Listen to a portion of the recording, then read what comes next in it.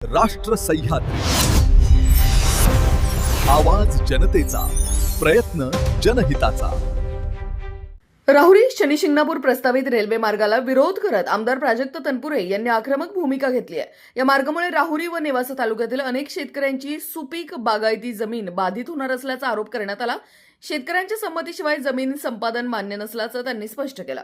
प्रशासनाने रेल्वे मार्गाचा फेरविचार करावा, अन्यथा तीव्र आंदोलन छेडण्याचा इशारा देण्यात आलाय। मागण्या मान्य न झाल्यास जेल भरो आंदोलन करण्यात येईल असा निर्धारही यावेळी व्यक्त करण्यात आला। ती वेळ उद्या वाटलं तर मुख्यमंत्री महोदयांना मागतो, मला जाता येईल पण जास्त माणसं भेटणं लगेच एवढं सोपं होणार नाही, परंतु याच्यामध्ये तुमचा आत्मविश्वास देखील महत्वाचा आहे।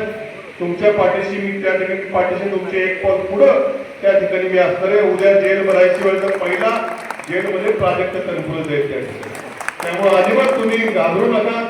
आम्ही सगळे तुमच्या पाठीशी अत्यंत ठामपणे त्या ठिकाणी उभं राहू, कारण मला जवळून हे दिसतंय की काय होणार आहे।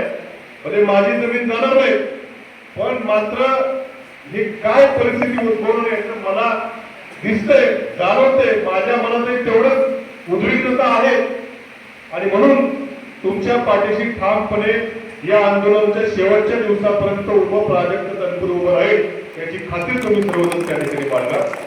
हे पद नशिबाने मला मिळालं, कसं मिळालं काय मिळालं,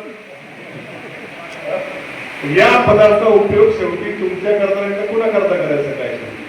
त्यामुळे निश्चितपणे तुम्ही ही मनामध्ये शंका घेऊ नका की आता काय होणारच नाही।